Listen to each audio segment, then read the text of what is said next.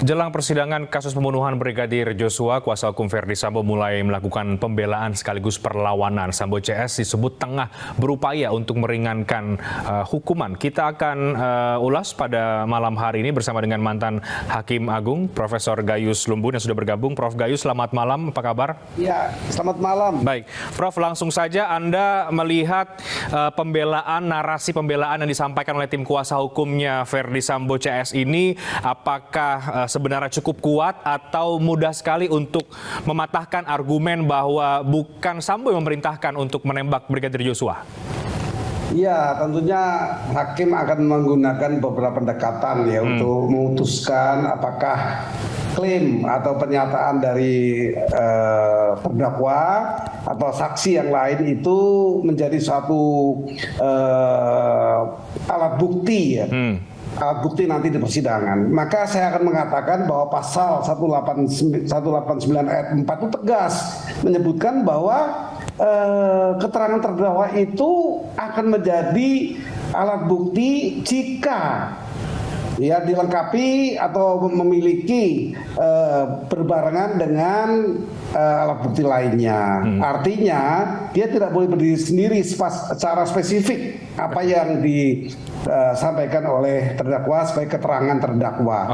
Jadi harus mendapatkan satu hal yang disebut sebagai bisa menjadi bukti kalau memiliki kekuatan untuk memiliki kekuatan pembuktian yang dibarengi dengan alat bukti lainnya. Seperti misalnya ya hal-hal lain yang dibuktikan oleh persidangan nanti. Kalau betul di persidangan dinyatakan seperti itu, karena keterangan yang resmi adalah nanti semua keterangan, kesaksian di sidang pengadilan, bukan di luar atau bukan di luar arena. Ini baik, yang Prof. Harus jadi keterangan itu atau klaim itu kemudian juga harus disertai dengan bukti yang lain yang itu nanti akan dibuktikan dalam persidangan.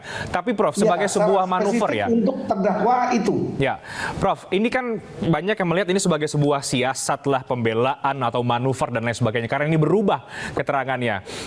Anda melihat ini sebenarnya hal yang kemudian wajar saja, Anda tidak cukup kaget atau bagaimana ketika mendengarkan konversi terbaru dari tim kuasa hukum Sambo CS ini?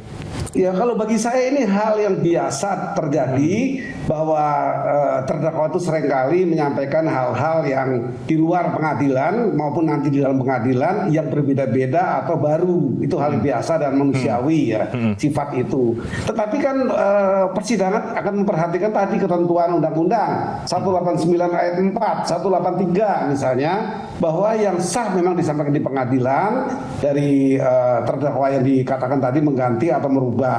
Dan itu tidak cukup berdiri sendiri, tapi dibarengi dengan alat bukti yang lain. Apa misalnya? Alat bukti yang lain tentunya apa yang disaksikan oleh saksi lain. Kalau saya boleh berandai-andai nanti, tentu pernah ada ya berita yang menyampaikan bahwa menawarkan atau memerintahkan kepada pihak saksi lain yang menjadi anak buahnya, tetapi ditolak karena tidak berani untuk melakukan hal itu.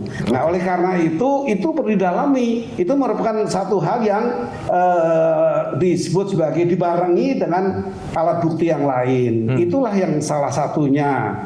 Nah, kemudian apa disebutkan dengan melakukan perintah bukan menembak tetapi menghajar. Kalau pengertian menghajar itu dengan kata awalnya adalah hajar, memukul, itu kalau itu dianggap benar, maka ini kan perlu dilogikakan bahwa apakah jarak antara yang disuruh dengan korban itu dekat sekali sehingga cukup dengan menghajar.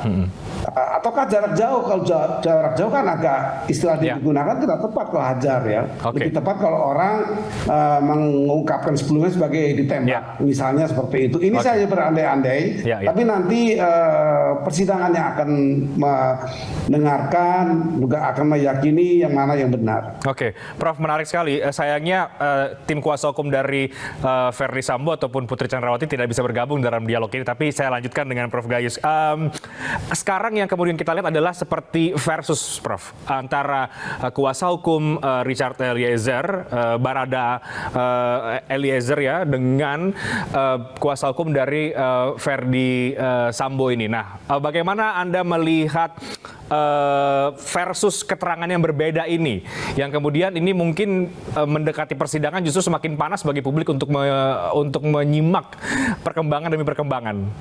Ya masing-masing tentu mempunyai argumentasi, mempunyai keyakinan nanti ujungnya bahwa mana yang benar. Bagi kalau saya mengatakan seorang advokat kan dia harus memperjuangkan hukum, undang-undang, bukan memperjuangkan semata-mata kepentingan klien saja, tapi kepentingan keadilan masyarakat, ya disebut sebagai satu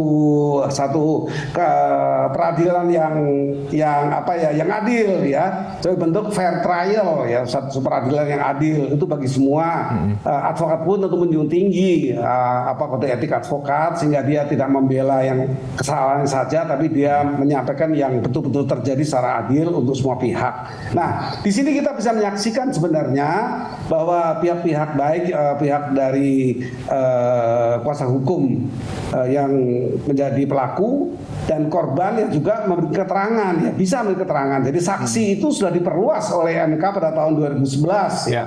Itu diperluas menjadi tidak yang melihat saja, mengalami, mendengar sendiri secara langsung, tapi pihak-pihak siapa saja yang mau memberi keterangan dan relevan dengan apa yang diterangkan. Itu perluasan dari Mahkamah Konstitusi yang memang bermanfaat untuk hal-hal persidangan seperti ini. Oke, artinya ini menjadi tantangan tersendiri, Prof, bagi tim kuasa hukum Baradae, ya, karena sekarang kan yang diserang oleh tim kuasa hukum Sambo adalah keterangan dari Baradae. Bagaimana menurut Anda perlawanan itu, atau untuk menyeimbangkan narasi atau klaim dari tim kuasa hukum Verdi Sambo CS ini untuk pihak dari Baradae? Baradae adalah berstatus sebagai justice collaborator. Artinya apa? GC itu harus memberikan dukungan kepada fakta yang ada, yang jujur, kemudian dia sebagai imbalannya akan mendapat berbagai fasilitas, ya, termasuk pengurangan hukuman. Nah, untuk itulah maka pihak dari Baradae itu harus jujur menceritakan sebenarnya, walaupun bertentangan dengan semua pihak. Kalau dengan pihak terdakwa bukan hal yang aneh, karena memang itu kelompok yang berseberangan. Tetapi yang penting GC ini harus bisa mendapatkan tempat, ya. Sebagai GC itu milik hakim gitu, bagi saya, bukan miliknya LPSK yang mengusulkan atau JPU.